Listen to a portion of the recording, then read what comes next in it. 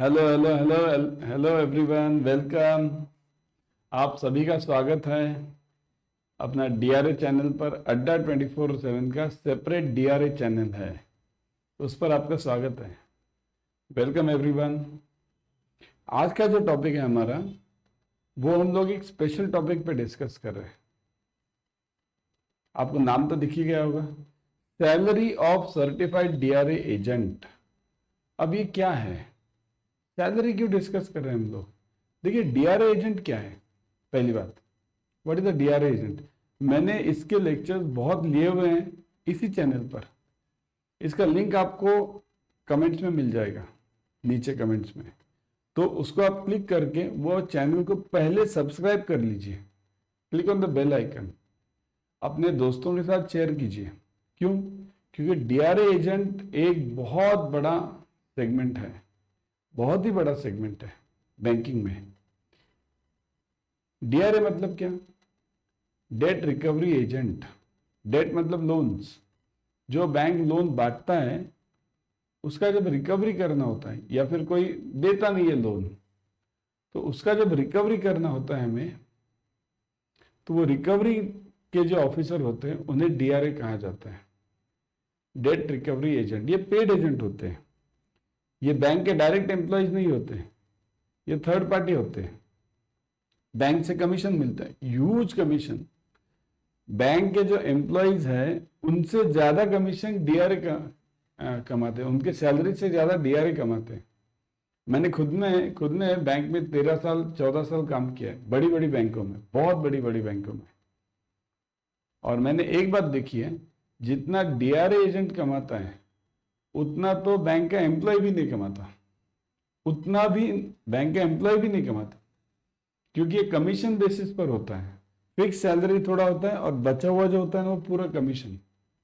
Heavy commission होता है, heavy commission.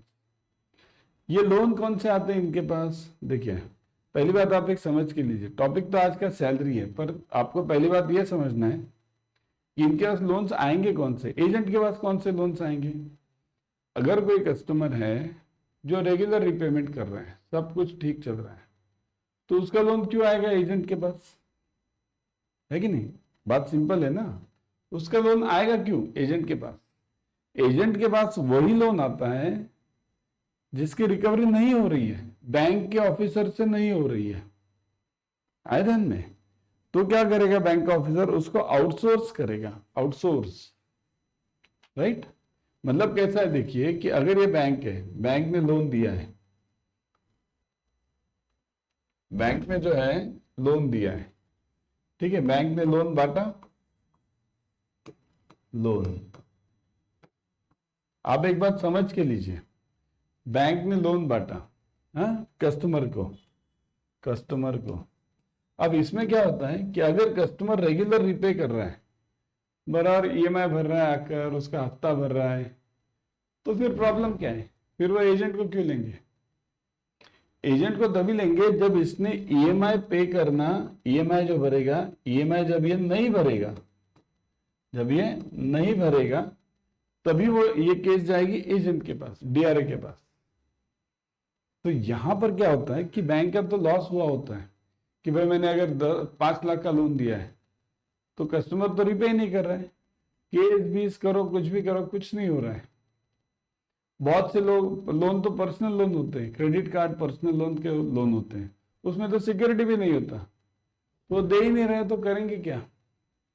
फिर बैंक क्या सोचता है, फिर एक काम करो, 5 लाख का लोन है ना, तो एक काम करो, अपन एजेंट को अपॉइंट करेंगे और उसको नहीं, क्या, अगर रिकवरी हुई तो अमाउंट में से 30% तुम्हारा, 30% तुम्हारा, इतना तक जाता है, depending on the level of that loan. 30% तक जाता है। मतलब 5 लाख का लोन है, उसका 30% बोलो तो 1.5 लाख रुपया, 1.5 लाख वो एजेंट को जाता है, बचा हुआ बैंक खुद को लेता है। सोचो, 1.5 लाख एक लोन। ऐसे अगर महीने में किसी एजेंट ने 10 लोन भी किए, तो फिर उसका कितना कमाई हो गया? सैलरी तो दूर की बात है, सैलरी तो है लिखा हुआ है यहाँ पर सैलरी तो दूर की बात है। सपोज आप 50-50 हज़ार रुपये बोलो, आप 10 लोन करो आप, तो 5 लाख आपका सीधा कमीशन में ही हो गया। कितने ही एजेंट मैंने देखे हैं जो कमीशन में ही 6-7 लाख रुपए महीना कमाते हैं। रिकवरी एजेंट्स बहुत बड़ा बिजनेस है ये, and it's a growing business, क्योंकि जितने लोन्स बढ़ेंगे उनके उतने एनपीएस बढ़ेंगे। अच्छा, ये तो हो गई आपकी वेरिएबल कंपोनेंट की। देखिए, ये वेरिएबल कंपोनेंट की बात कर रहा हूं मैं। क्या होता है, हर एक सैलरी में जो होता है ना, दो कंपोनेंट होता है, एक फिक्स्ड और एक होता है वेरिएबल। वेरिएबल मतलब क्या कि भाई आप जितना रिकवरी करोगे उतना आपको मिलेगा। 10% पकड़ के चलो, चलो आपको 10% मिला। 5 लाख में से सपोज 5 लाख के लोन लिए आपने, 10% भी बोला तो 50,000। अगर महीने में 2 भी लोन रिकवर हो गए आपके, 2 भी, मैं सबसे कम बोलता हूँ, 2, एक पकड़ो, सबसे कम हुआ, एक हुआ रिकवरी, तो भी 50,000 आपके हाथ में वेरिएबल पे आएगा। ऊपर से फिक्स सैलरी है वो अलग। और जनरली एक तो होता ही नहीं, 3-4 तो रिकवरी हो ही जाता है। 4 भी पकड़ो आप तो भी आपका कितना हो गया कमाई, 2 लाख तो 5 लाख के 4 लोन भी हो गए, तो 2 लाख तो आपका सीधा वेरिएबल पे में कमाई हो गया। और फिक्स सैलरी ये तो है ही चल रहा। अब फिक्स सैलरी कितना है ये देखिए, salary of certified debt recovery agent in India can vary, मतलब अलग अलग होगा depending on company to company ना। अगर कोई बड़ा बैंक है, HDFC bank, ICICI bank, SBI, PNB, वो थोड़ा ज्यादा पैसा देगा आपको। कोई छोटा बैंक है, न्यू बैंक आया अभी, स्मॉल फाइनेंस बैंक बहुत से आए, या प्राइवेट बैंक की बहुत से छोटे छोटे, अगर वो आ जाए वो आपको तो थोड़ा कम सैलरी देंगे। वो डिपेंड्स, है कि नहीं, कंपनी टू कंपनी डिपेंड करता है। तो देखिए, 2-3 चीजें, कंपनी भी डिपेंड करता है और कुछ और भी चीजें जो मैं बोलूंगा आपको। तो देखिए, agent in India can very, but generally it varies, ranges from 1.5 lakhs to 4 lakhs, 1.5 lakh से 4 लाख पर साल का। अब पकड़ के चलो एक्सपीरियंस के हिसाब से, अगर पकड़ के चलो आप कि आप फ्रेशर हो तो आपका एवरेज 2 लाख रुपए मिल जाएगा। अगर मैं 2 लाख भी पकड़ूं तो 2,40,000, रफली 20,000 रुपए तो मिल ही जाता है। तो 2,40 के आसपास मिल जाता है आपको महीने का 20,000। ये हो गया फिक्स कंपोनेंट 20,000, ये हो गया फिक्स कंपोनेंट। और रिकवरी में अगर आपने 1-2 भी कर दिया तो भी आपका जो है वो सैलरी सीधा सीधा बढ़ के जाता है, depending on loan. Suppose 2 lakh का लोन मिला आपको, उसमें का 10%, तो 20,000 सीधा हो गया। आजकल बोलो मुझे, कम से कम लोन जो लेंगे हम लोग, कम से कम कोई भी इंसान लेने दो, शहर में कोई भी लोन लेने दो, कोई 10,000 20,000 का लोन लेता है क्या? मुझे एक सिंपल बताओ। कम से कम लोन आजकल शुरू होते हैं 2-3 लाख से, कम से कम। 2 लाख के नीचे तो कोई लोन ही नहीं लेता। अगर 2 लाख का भी लोन ले लो आप, तो भी कितना है उसका, अगर 10% भी बैंक ने दिया तो 20,000 रुपये हो गया महीने के। अगर 4 लोन भी आपने रिकवरी किए तो 20,000 × 4 80,000, प्लस ये फिक्स सैलरी 20,000 तो है ही, तो 1 लाख रुपए सीधा हो गया आपका सैलरी। बैंक के ऑफिसर को भी नहीं मिलता 1 लाख सैलरी महीने का, अगर नया ऑफिसर है उसको भी नहीं मिलता। और आप तो अगर फ्रेशर होंगे, तो मैं ये फ्रेशर की बात कर रहा हूँ, फ्रेशर की बात कर रहा हूँ, फ्रेशर में उसको अंदाजे 1 लाख रुपए सैलरी हो जाता है 3-4 लोन रिकवरी में ही, with an average salary of around 2.5 lakh. देखिए, मैंने सबसे कम कितना पकड़ा था, 2,20,000 महीने का, मतलब साल का हो गया 2.4 लाख, तो ये बराबर 2.5 लाख आ गए। एवरेज में 2.5 लाख तक मिल ही जाता है। हायर सैलरीज में भी अचीव्ड विद एक्सपीरियंस। देखिए, जितना एक्सपीरियंस ज्यादा, और रिकवरी का रेट सबसे इंपॉर्टेंट होता है। रिकवरी रेट कितना है आपका? अगर आपने रिकवरी दिखा दिया किसी कंपनी में, तो वो कंपनी आपको ज्यादा सैलरी देगी, कमीशन ज्यादा देगी, ये दोनों कंपोनेंट जो है ये भी ज्यादा देगी। बोलेगी भाई ये 10% के बजाय 20 ले ले पर रिकवरी कर। तो ऐसा होता ही है। तो experience and in specialized roles potential reaching to 4.8 lakh annually. सोचो, 4,80,000, 5 लाख पकड़ लो राउंड, 5 लाख साल का मतलब कितना हो गया, डिवाइडेड बाय 12 करो, 40,000। ज्यादा ही, 40-42 हज़ार। बैंक के ऑफिसर को भी नहीं मिलता 42 हज़ार फिक्स कंपोनेंट। और ये तो मैंने वेरिएबल तो बोला ही नहीं आपको, वेरिएबल जो मैंने बताया वो 3-4 लोन का रिकवरी मतलब 1 लाख रुपए सीधा आपके हाथ में आ जाता है, इतना कमाई है।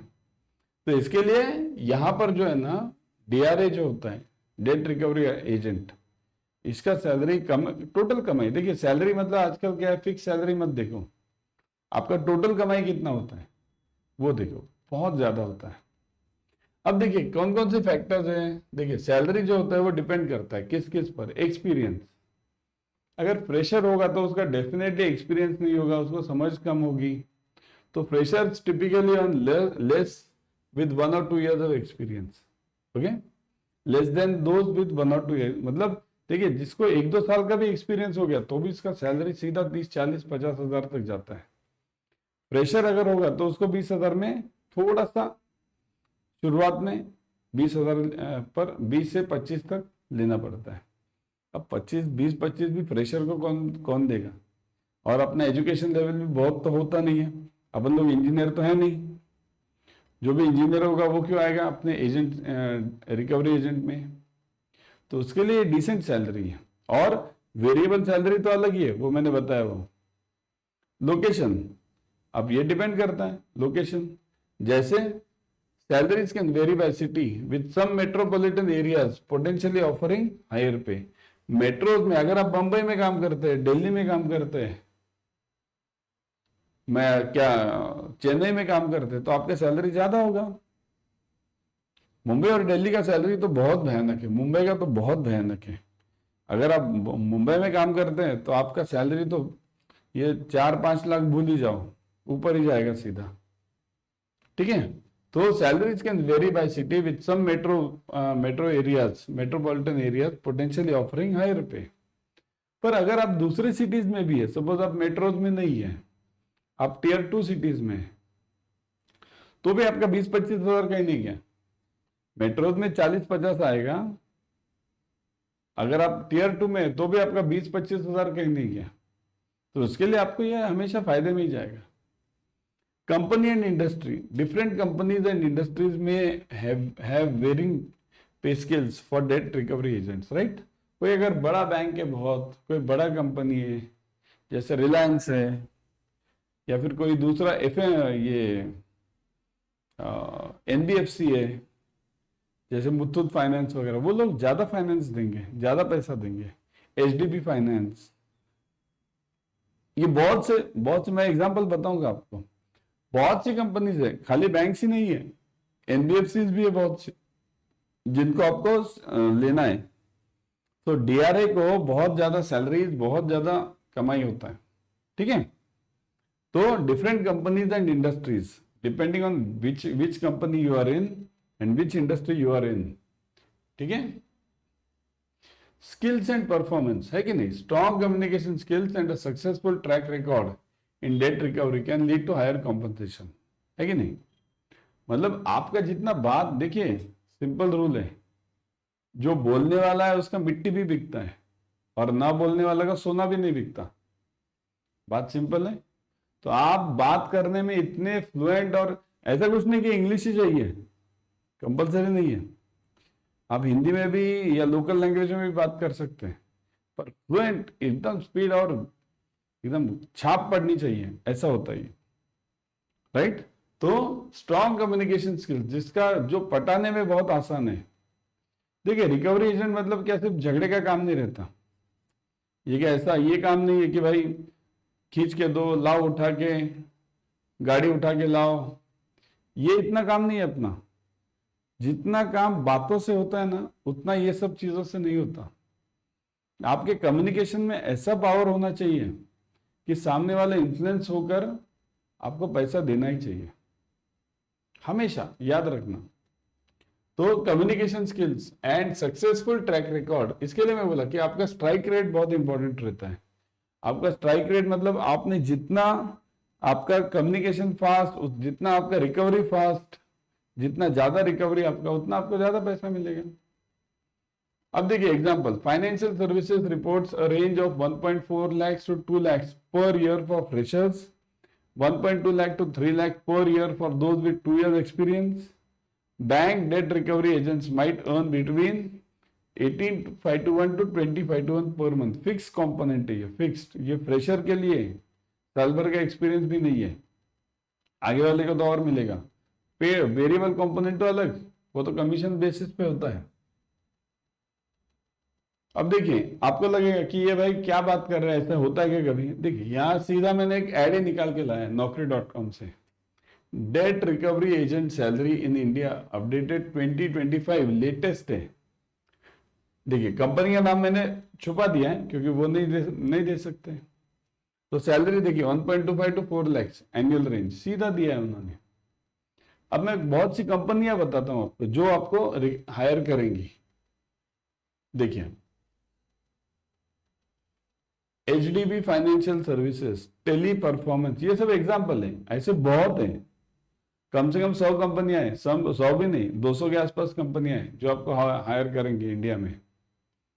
HDB financial services, tele performance, HDFC bank, Bajaj Finserv, Bajaj finance, ICICI bank, सारी बैंक पकड़ लो। अभी ये बैंक के 4 नाम आए, 3-4 नाम है, सारी बैंक पकड़ लो, जितनी भी बैंक से सबको रिकवरी एजेंट चाहिए अभी, क्योंकि RBI ने अलाउ किया है।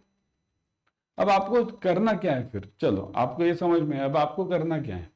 तो आपको क्या करना है, देखिए यूट्यूब का जो अपना चैनल है ना, अड्डा 24/7 का, उस पर आपको जाना है।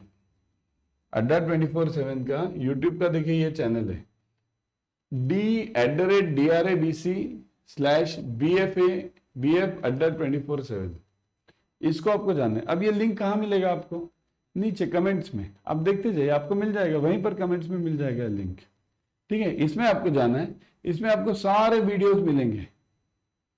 ये चैनल को सब्सक्राइब कर लेना, सबसे पहले सब्सक्राइब का बटन दबाना। ठीक है, ये देखिए सब्सक्राइब, साइन इन करके सब्सक्राइब कर लेना। और फिर बाद में जैसे जैसे आप आगे जाओगे वैसे हम लोग अब हमारे साइड से पेड कोर्सेस अलग अलग लाएंगे। उसके एग्जाम के लिए क्या करना है, एग्जाम देने के लिए क्या करना है, उसका पढ़ाई कैसे करना है, ये पूरा हम लाएंगे। सबसे पहले आप ये चैनल को सब्सक्राइब करके रखना, क्योंकि ये बहुत इंपॉर्टेंट है चैनल। ठीक है, चलो बाय।